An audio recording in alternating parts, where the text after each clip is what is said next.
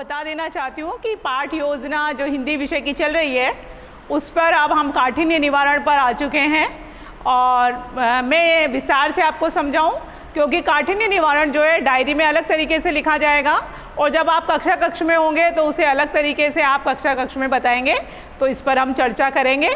पहले आप इसका एक बार स्क्रीनशॉट ले लें।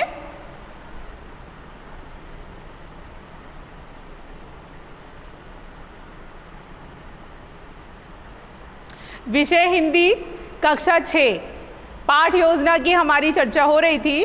तो पाठ योजना का जो हमारा अगला चरण है वो अगला चरण है हमारा काठिन्य निवारण। देखिए, जैसा कि नाम से ही स्पष्ट है, काठिन्य का मतलब होता है जो भी शिक्षण बिंदु के अंतर्गत जितनी भी पाठ योजना मैंने ली, जितना भी पाठ मैंने लिया था, 10 लाइन 15 लाइन मैंने आपको शिक्षण बिंदु में आरंभ की और अंत की पंक्तियां लिख के बताई थी, आपको शब्दों का उल्लेख किया था मैंने, जिससे आपको मालूम पड़ जाए कि शिक्षण बिंदु में उस पाठ को कहाँ से कहाँ तक लिया गया है। जयशंकर प्रसाद द्वारा रचित एक कहानी है जिसे कक्षा 6 में सम्मिलित किया गया है। अब हम आते हैं अगले चरण में जिसका नाम है काठिन्य निवारण। क्या होता है काठिन्य निवारण, डायरी में कैसे लिखा जाता है और कक्षा कक्ष में कठिन शब्दों का अर्थ हम विद्यार्थियों से कैसे निकलवाते हैं। चलिए मैं आपको ले चलती हूँ व्हाइट बोर्ड की ओर। पहले आप व्हाइट बोर्ड की ओर देखें, लिखने का तरीका सीखें, फिर हम कक्षा में काठिन्य निवारण को कैसे हल किया जाता है इसके बारे में भी बात करेंगे। देखिए, फॉर्मेट वही है, शिक्षण बिंदु है, छात्र अध्यापक और छात्र अध्यापक क्रियाएं हैं, साथ में आप देखेंगे छात्र क्रियाएं। फॉर्मेट वही है, कैसे बनेगा आगे देखिए। छात्र अध्यापक क्रियाओं में मैंने काठिन्य निवारण लिखा है। यहाँ आपको शिक्षण बिंदु में नहीं लिखना है, गलत तरीका है वो, आपको यहाँ लिखना है क्योंकि आप करवा रहे हैं, ये आपका बिंदु नहीं है, आप यहाँ काम करवा रहे हैं, आपको यहाँ लिखना है। फिर आप देखेंगे छात्र अध्यापक क्रियाओं के अंदर जो ये लाइन यहाँ से लेकर यहाँ तक है, इसको मैंने 4 भागों में बांटा है। देखिए कौन कौन सी, मैं 1 नंबर पर शब्द, दूसरे नंबर पर अर्थ, तीसरे नंबर पर प्रविधि और चौथे नंबर पर प्रयोग। आपको कम से कम भी 35 मिनट की पाठ योजना में 5 या 6 शब्द लेने ही लेने हैं। देखिए, सबसे पहले मैंने शब्द लिया है विषाद। पहले मैं आपको पढ़ के सुना रही हूँ, फिर तरीका मैं आपको बताती हूँ। विषाद अर्थ है उसका मैंने लिखा है दुख। प्रविधि मैंने काम में लिए वाक्य प्रयोग। अब प्रयोग को देखेंगे। प्रयोग मैंने करा है, पिताजी की बीमारी की खबर सुनते ही राम के चेहरे पर विषाद की रेखाएं खिंच गई। अब देखें कैसे निकालते हैं, कक्षा कक्ष में कैसे निकालते हैं कठिन शब्द का अर्थ। आप शब्द को बोर्ड पर लिख देंगे। आप ये सोचिए कि ये कुछ भी नहीं है अभी आपके सामने, ये बच्चे को नहीं दिखाना है, ये तो हमने डायरी में लिखने के लिए रखा है जिससे सामने एग्जामिनर आए तो उसे मालूम पड़ जाए हमने प्रविधि का उपयोग कर कठिन शब्द का अर्थ निकाला है। आपको बोर्ड पे कुछ नहीं लिखना है, ये कुछ भी नहीं है, सिर्फ आपने शब्द लिखा है और आप पहले ही पूर्व में ही मेंटली प्रिपेयर, मानसिक रूप से तैयार होकर जाएंगे कि मैं इस शब्द का अर्थ इस प्रविधि से निकालूंगा। अब प्रविधि क्या होती है, देखिए वाक्य प्रयोग है। समास के जितने भी आप ये देखेंगे, व्याकरण के जितने भी तत्व हैं, जितने भी समास है, संधि है, उपसर्ग है, प्रत्यय है, विलोम शब्द है, वाक्य प्रयोग है, आप देखेंगे किसी भी माध्यम से आप क्या कर सकते हैं, वाक्य में प्रयोग करके शब्द का अर्थ निकाल सकते हैं। पर्यायवाची के माध्यम से निकाल सकते हैं, विलोम के माध्यम से निकाल सकते हैं, समास के माध्यम से, उपसर्ग के माध्यम से, आपके पास बहुत सारे माध्यम है, आप उनसे शब्द निकाल सकते हैं। सबसे पहला जो शब्द है मैंने लिया जो विषाद। आप देखेंगे मैंने प्रविधि इस्तेमाल की वाक्य प्रयोग, क्योंकि वाक्य प्रयोग सबसे सरल प्रविधि होती है। मैंने कहा पिताजी की बीमारी की खबर सुनते ही राम के चेहरे पर विषाद की रेखाएं खिंच आई। मैंने ये वाक्य बच्चों के सामने बोला, विद्यार्थियों के सामने रखा और फिर उनसे पूछा। अब देखिए वाक्य प्रयोग में से भी मेरे को एक प्रश्न का निर्माण करना है। मैंने प्रश्न किया, प्रस्तुत वाक्य में विषाद शब्द से क्या आशय है। मैं वापस दोहराती हूँ, वैसे जब मैं आपको प्रश्न कौशल सिखाऊंगी तो मैं आपको ये बताऊंगी कि कभी भी एक अच्छे टीचर को, एक प्रभावी टीचर को कभी भी अपने प्रश्न को दोहराना नहीं चाहिए। वो एक ही बार बोले और अच्छी तरीके से बोले। लेकिन यहाँ पाठ योजना चल रही है इसलिए मैं दोहरा रही हूँ। यदि मैंने वाक्य प्रयोग के द्वारा मैं अर्थ निकलवाना चाहती हूँ तो मैंने वाक्य प्रयोग में से भी अर्थ लेना है कि प्रस्तुत वाक्य में विषाद शब्द का क्या अर्थ है। अब बच्चा इस वाक्य को सुनकर अर्थ बताएगा कि दुख, परेशानी, चिंता, जो भी कुछ बताएगा, फिर आपको एडजेक्ट मीनिंग उसका यहाँ पर लिखना है। जब आप कक्ष में कार्य करेंगे तो प्रविधि और प्रयोग, ये दो खाने जो हमने खींचे हुए हैं, ये आपको उस समय वाइट बोर्ड पर, ब्लैक बोर्ड पर या ग्रीन बोर्ड पर कहीं भी आपको नज़र नहीं आएंगे।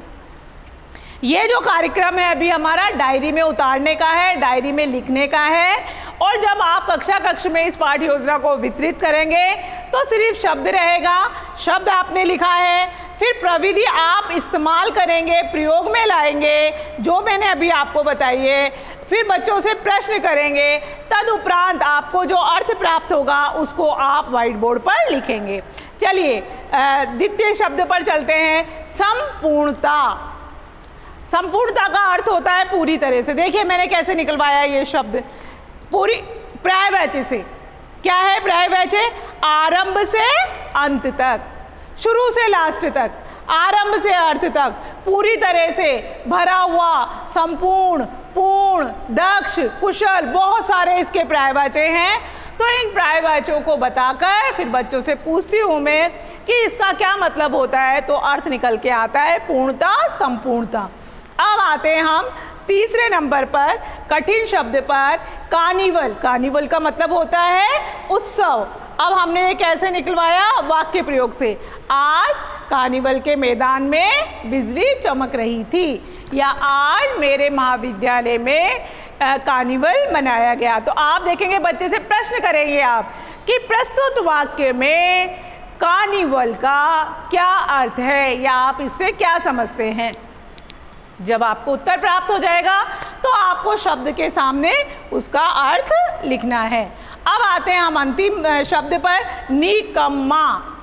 निकम्मे का अर्थ हमने यहाँ लगाया है बिना काम का, व्यर्थ, रद्दी, बहुत सारा हो सकता है, लेकिन हमने एडजेक्ट मीनिंग निकाला है बिना काम का। किस प्रविधि के माध्यम से हमने ये निकलवाया? प्रविधि के माध्यम से।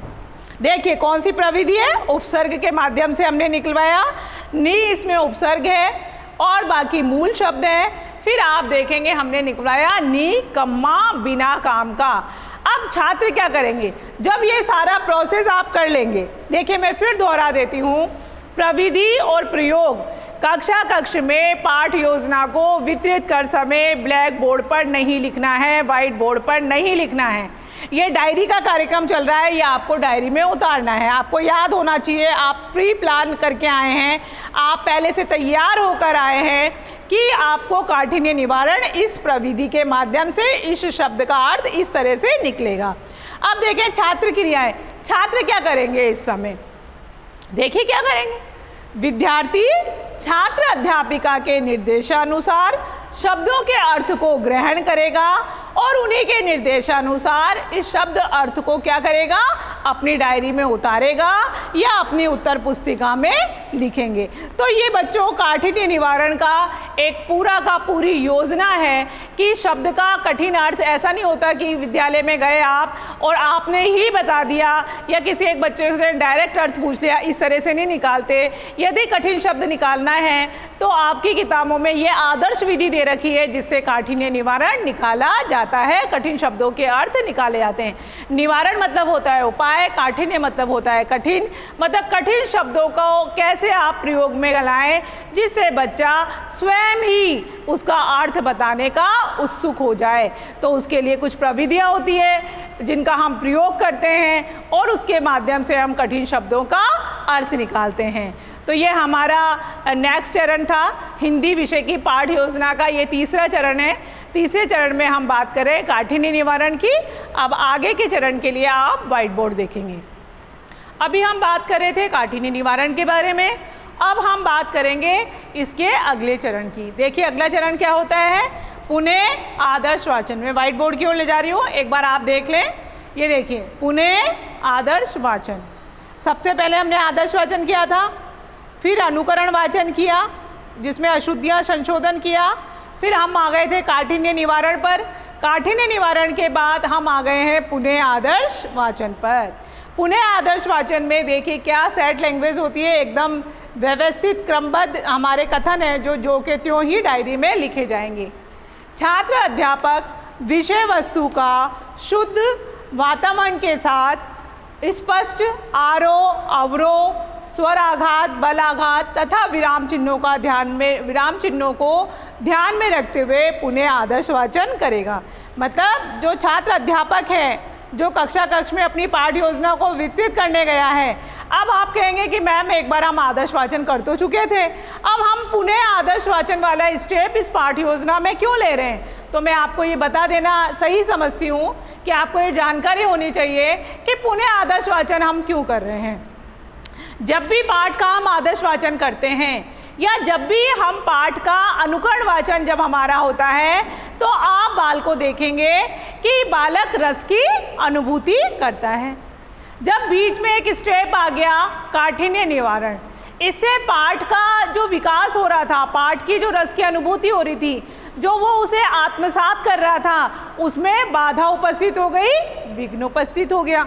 इसलिए पुनः आदर्श वाचन छात्र अध्यापक के द्वारा या छात्र अध्यापिका के द्वारा किया जाता है। फिर देखेंगे इसके बाद क्या होगा। इसके बाद हमारा अब यहाँ पर जो आदर्श वाचन करेंगे तो आपको शामपट सार पर क्या लिखना है कि विद्यार्थी ध्यानपूर्वक विषय वस्तु को आत्मसात करेंगे, ग्रहण करेंगे। अब आते हैं हम पाठ योजना के अगले चरण पर। अब हम बात कर रहे हैं हिंदी विषय की पाठ योजना की। देखिए मैं इस शब्द पर इतना जोर देकर इसलिए बोल रही हूँ कि जो बोध प्रश्न होते हैं वो सिर्फ हिंदी विषय के ही बनते हैं। हिंदी विषय में ही बना रहे हैं आपको, हिंदी में बनेंगे, अंग्रेजी में बनेंगे, आपके कंप्रहेंशन बोलेंगे हम उन्हें, संस्कृत में बनेंगे, उर्दू में बनेंगे, इन सब विषयों में बनेंगे। सोशल साइंस में और साइंस में बोध प्रश्न नहीं बनेंगे। अब देखें यहाँ पर बोध प्रश्न, अब पहले आप ये समझ लें बोध प्रश्न क्या होता है। ऐसे प्रश्न जिनके उत्तर आसानी से हमें प्राप्त हो जाएं। फॉर एग्जाम्पल विक्रमादित्य, राजा विक्रमादित्य उज्जैन के राजा थे, उनके 7 रानियां थी। अब मैं आपसे बोलूं कि अब आप इसमें से प्रश्न बताइए। कोई भी मैंने एक कहानी आपको सुनाई है कि वो राजा थे और वो हार गए, वो जीत गए, उन्होंने ऐसा किया, और उसमें से मैं अब आपसे प्रश्न पूछ रही हूँ। ऐसी कोई भी पंक्तियाँ, ऐसे कोई सी भी पाठ योजना, ऐसा कोई भी आपका कंटेंट, विषय वस्तु जो आपको एक बार 2 बार पढ़कर, जैसे आपने पहले आदर्श वाचन में पढ़ा, फिर अनुकरण वाचन में, फिर पुनः आदर्श वाचन में 3 बार पढ़ चुके हैं आप, और आपको उसका मोटा मोटा प्रारूप, आउटलाइंस आपको याद रह जाएं, आप बस उसमें से ही आपको प्रश्न बनाने। प्रश्न कौन से प्रश्नवाचक शब्दों का इस्तेमाल करके बनाने हैं? देखिए कौन, प्रश्नवाचक शब्द कौन सा है? कौन, कहाँ, कैसे, किसके, बस ऐसे ही शब्दों का प्रयोग करना है जिनका उत्तर आपको एक वाक्य में या एक शब्द में प्राप्त होगा। तो बोध प्रश्न वो होते हैं जो आसानी से समझ में आ जाते हैं, जो विषय वस्तु के मोटे मोटे प्रारूप को, आउटलाइंस को ध्यान में रखकर बनाए जाते हैं। चलिए मैं ले चलती हूँ आपको व्हाइट बोर्ड की ओर और बात करते हैं बोध प्रश्न की। अब मैं आपको ये भी बताऊंगी कि जो बोध प्रश्न होते हैं उनका कक्ष में कैसे वितरण करना चाहिए। तो बोध प्रश्न जो है, आप देखेंगे बोध प्रश्न में क्या करना है आपको कक्षा के सेंटर में आके प्रश्न कोई सा भी हो, चाहे वो बोध प्रश्न हो, चाहे वो विकासात्मक प्रश्न हो, चाहे वो विचार विश्लेषणात्मक प्रश्न हो, चाहे वो सौंदर्य अनुभूति प्रश्न हो, चाहे वो तुलनात्मक प्रश्न हो, प्रश्न चाहे कोई से भी हो, आप कक्ष के सेंटर में आ जाएंगे और बिल्कुल सामान्य भाव से, ना तो ज़्यादा घबराते हुए, नर्वस होते हुए, बिल्कुल सामान्य भाव में आप प्रश्न को बिना संचलन, कक्षा में बिना संचलन करे हुए एक स्थिति में खड़े होकर बिल्कुल सामान्य भाव से, आपके हाथ में कुछ नहीं होगा, रोलर बर्ड, चौक, डस्टर, कुछ बच्चे चौक को ऐसे ऐसे घुमाते रहते हैं या ऐसे ऐसे करते रहेंगे, आपको कुछ नहीं करना है। आप सामान्य भाव से खड़े हो जाएंगे। देखिए मैं आपको बताती हूँ, सामान्य भाव से आप खड़े हो गए, सारी कक्षा को आपको आंखों से संचलन करके देखना है, आंखों से आपकी सारी कक्षा को देखना है। आप प्रश्न पूछेंगे, प्रश्न पूछने के तुरंत बाद आप उत्तर की बात नहीं कहेंगे, कुछ सेकंड का उनको समय देंगे और सामूहिक उत्तर आप प्राप्त नहीं करेंगे, एक एक उत्तर ही प्राप्त करेंगे। बच्चों को निर्देश देंगे, जो भी मैं प्रश्न पूछ रहा हूँ अगर आपको उसका उत्तर आता है तो आप क्या करेंगे, जो बच्चा इच्छुक है अपने हाथ ऊपर कीजिए। यदि आपको नाम याद है तो आप ऐसे बता सकते हैं, सुनील आप बताइए, कविता आप बताइए, पूजा आप बताइए, शमीना आप बताइए, आप ऐसे पूछ सकते हैं। नहीं है तो फिर उंगली का इशारा नहीं करना है प्रश्न पूछते हुए, आपको क्या करना है, पूरे हाथ का इशारा करना है, आप बताइए, आप बताइए, आप बताइए। और जब आप ऐसा कहेंगे, आप बताइए शब्दों का इस्तेमाल करेंगे तो आप एक दो कदम विद्यार्थियों की तरफ बढ़ भी सकते हैं, लेकिन संचलन नहीं करना है।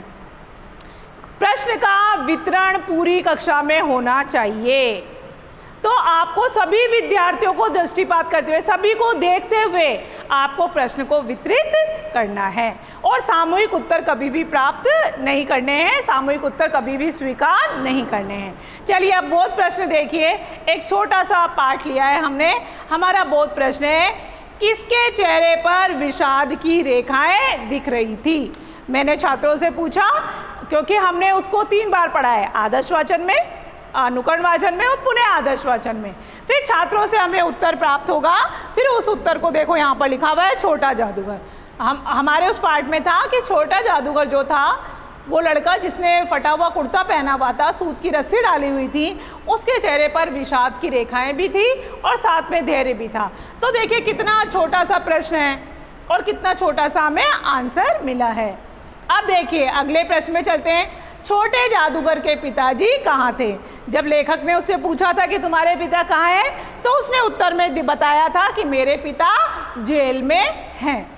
अब देखिए प्रश्न देखिए, कहाँ, कौन, किसके, ऐसे प्रश्न पूछे जा रहे हैं। लेखक किसकी ओर आकर्षित हुआ, उत्तर प्राप्त हुआ हमें छोटे जादूगर की ओर, उस छोटे लड़के की ओर जिसको छोटे जादूगर की उपमा दी गई है। शरबत किन किन ने पिया, तो देखो किस किस ने पिया, 2 लोग शामिल थे, लेखक ने और छोटे जादूगर ने।